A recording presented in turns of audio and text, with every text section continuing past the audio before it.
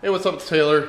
It's been quite a while since I've made a video, and quite honestly, mostly because there's really nothing to do right now. It's cold outside. It's been like negative 10. Today it's like 40 degrees. But the thing I want to talk about today is a couple of days ago, Doug DeMuro posted a video where he reviewed a 2017 Chevy SS.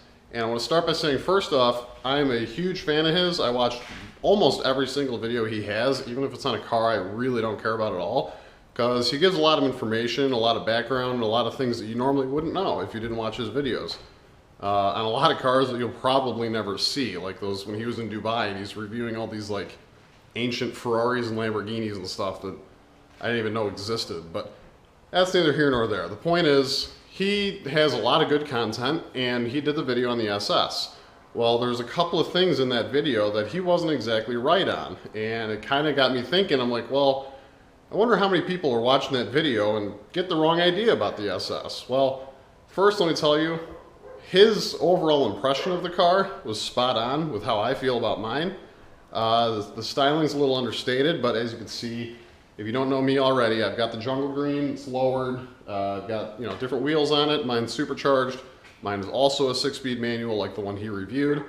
But all in all, I pretty much agreed with what he said about the car, with the exception of a few key things. And that's what I wanted to talk about, was the couple of things he got wrong. So one of the things he first off the bat got wrong was like the first minute and a half into the video, he mentions that the thing has air vents and stuff that are non-functional.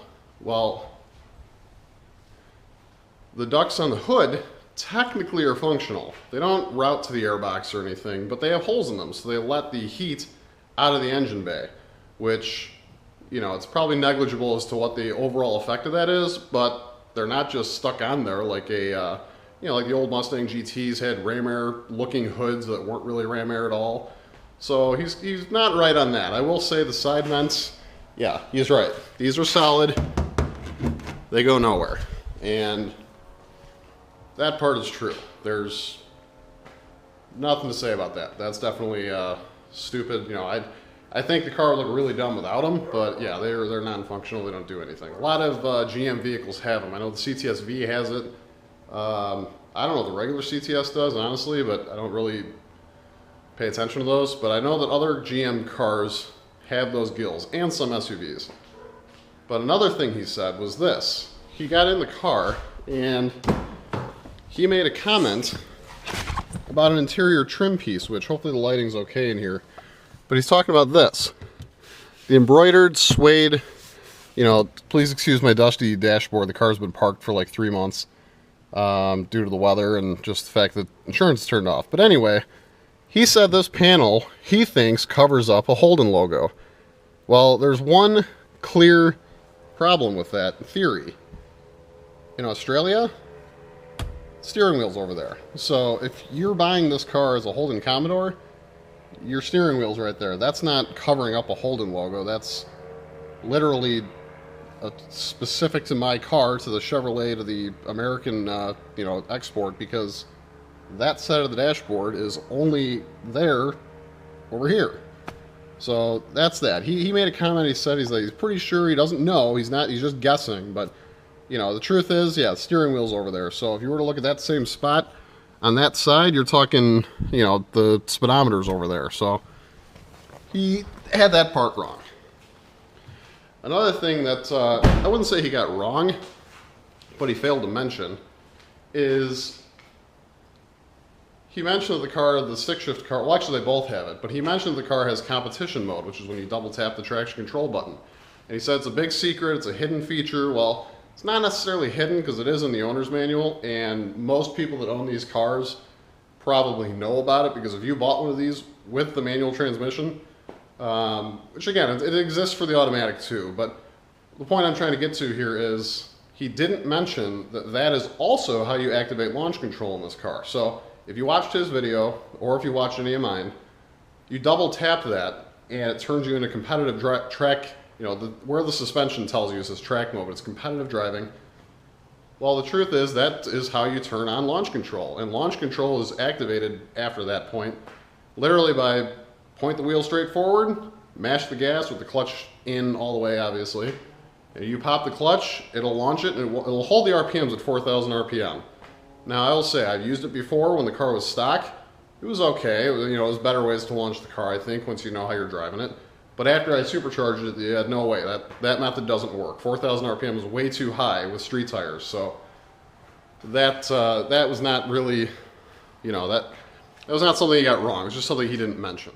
So another fact that he brought up was the fact that he thinks the car is a failure, which, again, I don't say he thinks it. Maybe he does, but, you know, I know he works for Auto Trader, so maybe it's just that's what he was told to say. I don't know. But thinking the car was a failure. Well, the truth is they did sell 12,000 cars, which was over 4 years, so it averaged out to about, what is that, 3,000 cars a year.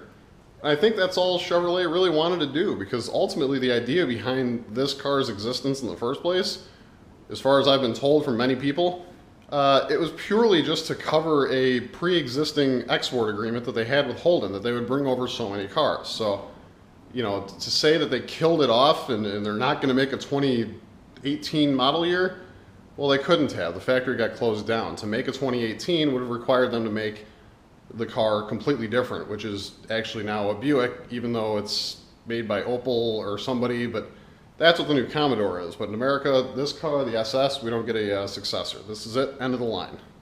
So, you know, to say that it was a failure and because it didn't sell well, the plant closed, no, the plant closed because of governmental issues and other things in Australia, which that's a whole other topic. That's a sore subject. It's ugly.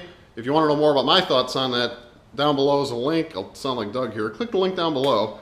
But seriously, I have a video I made about that. So if you want to know my thoughts on the plant closing in Australia, you can go check that out.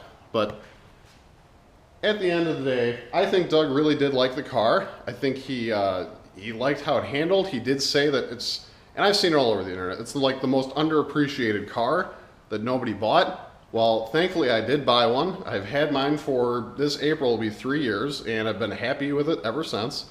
So I think that, you know, if Doug, if you watch this video, I'm a small beans guy, I don't do a lot, you know, I'm not as big as you are, obviously, on YouTube, but if by some chance you see this video, I would like to meet you someday. If you were to come out and want to review my car, you know, go right ahead.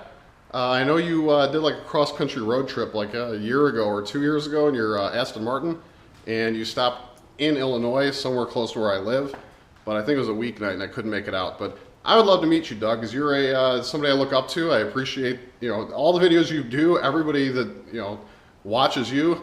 You tell a lot of good information and teach a lot of kids, adults, people in general about cars that they otherwise wouldn't know about. So just want to make sure, I just want to